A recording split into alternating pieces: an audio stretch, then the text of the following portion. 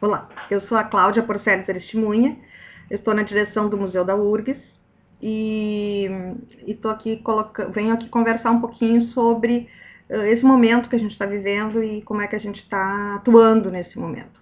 O coronavírus a pandemia de coronavírus atingiu todos os aspectos da nossa vida, política, econômica e particularmente, né, nossa vida particular foi atingida também. E nesse contexto, museus e centros culturais, centros de memória também foram atingidos. Na realidade, se a gente pensar, essa que é uma crise sanitária, mas que traz à tona e expõe as outras crises que nós vivemos, que são crises de todas as ordens, na área da cultura é quase uma doença crônica, né? Já que a gente está falando de crise sanitária, porque a cultura vive historicamente um descuidado. E o que eu quero dizer com descuidado? Nós não temos investimento, seja ele político, seja ele econômico, financeiro, nas instituições e nas ações culturais. Ele só é agravado num período de crise econômica, crise política. E o próprio respeito, a falta do respeito com esse contingente, né, de gestores, de produtores, de artistas, de toda a cadeia de desenvolvimento de uma produção cultural, extremamente desrespeitados, não são ouvidos. Não existe, na verdade, uma política pública de Estado para a nossa cultura. Não vou nem comentar os últimos fatos, né? Os museus, os teatros, os cinemas, as casas de espetáculo foram as primeiras a fecharem, porque eram lugares, obviamente, onde reuniam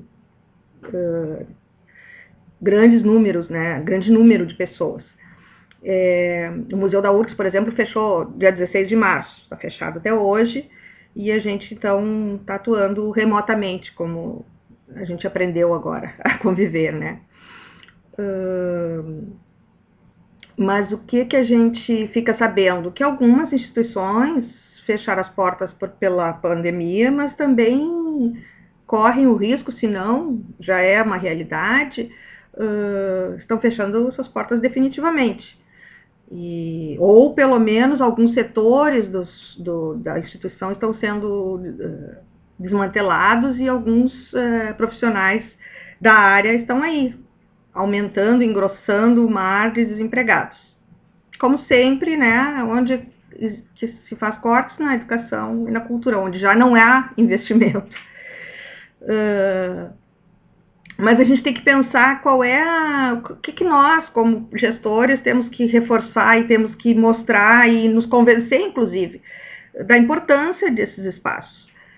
Os museus já conseguiram comprovar, ou pelo menos pensam que comprovaram, a sua importância, a importância da sua existência. Para a gente ser uma sociedade, a gente precisa de saúde, a gente precisa de emprego, a gente precisa de moradia, a gente precisa de cultura, tá? E nisso estão os museus, em toda forma de cultura, de arte. Essa convivência de uma sociedade, ela depende disso. Ela não existe sem a arte, sem a cultura, tá? E os museus têm feito isso há mais ou menos umas 2 décadas. Os museus, por políticas que evidenciavam mais a questão da justiça social, demonstraram a sua função social. Ou seja, hoje eles são articuladores de grupos, de etnias, de grupos, de tribos, né, que nós temos nas sociedades. Hoje a gente vê temáticas que a gente não imaginaria um tempo atrás sendo tratadas nos museus, nos centros culturais, nos teatros, no cinema, na música, né? Então, estão aí. Eu posso gostar ou não gostar, mas não é o ideal ainda, mas existe. A gente está trabalhando para isso.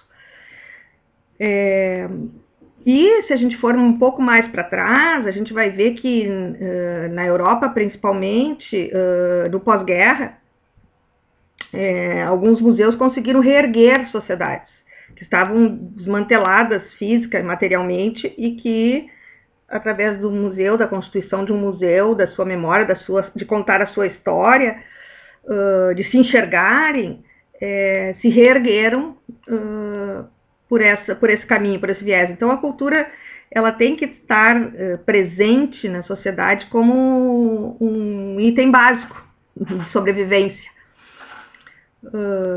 O Museu da URGS, que trabalha com todas essas áreas que eu estava comentando, desde a primeira edição da Noite dos Museus, ele vem participando.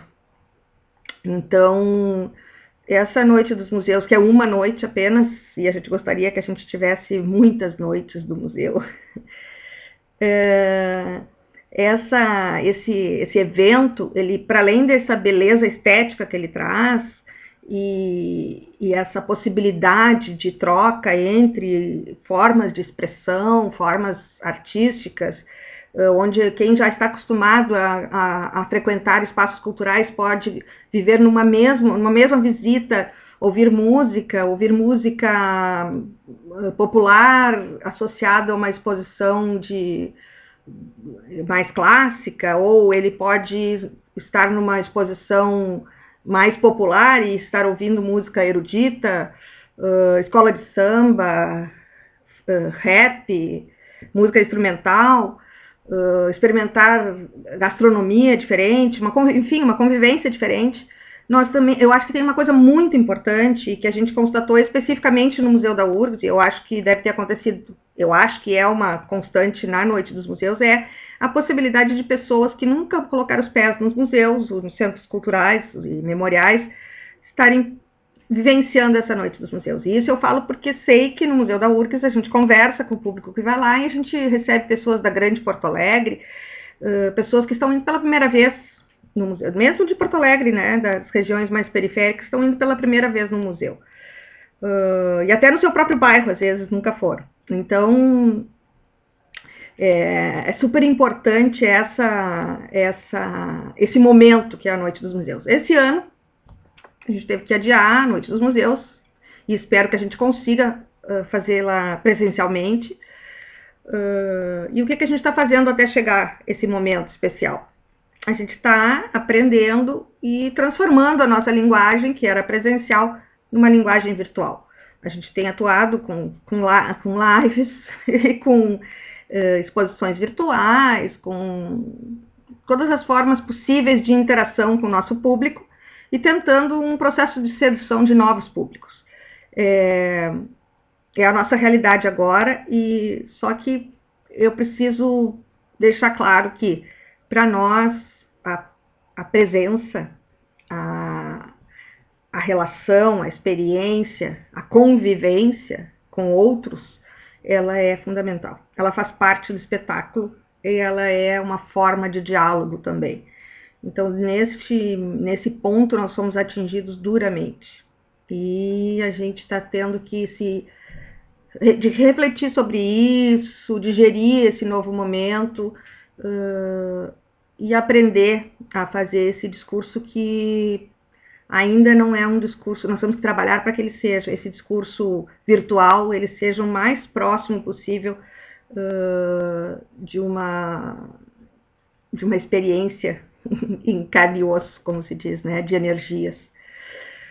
O que nos cabe agora é aprender essas tecnologias, que não são tão novas assim, e aprender a se mexer minimamente nesse mundo virtual. Mas assim, protegendo os profissionais, assegurando a manutenção dos patrimônios,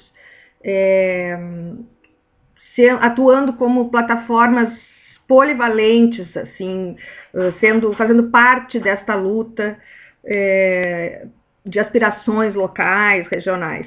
Não para fazer o papel do Estado, mas para brigar mesmo por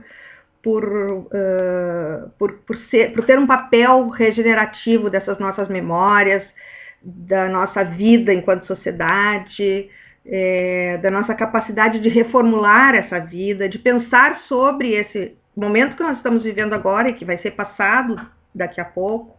Então, acho que os museus vão ter esse papel bem importante e a cultura como um todo vai ter esse papel bem importante de refletir esse momento que a gente está vivendo e que a gente vai ter que refletir sobre ele.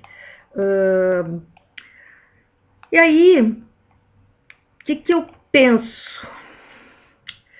Para terminar, eu vou me valer de um pensamento do Ailton Krenak, um intelectual indígena, que eu particularmente gosto muito, e não sou a única, muita gente gosta. Ele diz mais ou menos assim, que para a gente construir um outro mundo, um mundo possível, é importante duas coisas. E uma das coisas é aquilo que eu falei lá no início, cuidado. O cuidado é importante. E o que a gente precisa agora é cuidar da área cultural, porque a única coisa que nos salvou enquanto a gente está nesse momento recluso é a cultura. Não tem, seja ela qual for, qual forma de expressão. E em segundo lugar, ele fala que é a coragem, e isso eu tenho certeza que não nos falta. Nós temos isso de sobra. Então era isso que eu queria deixar de recado para vocês.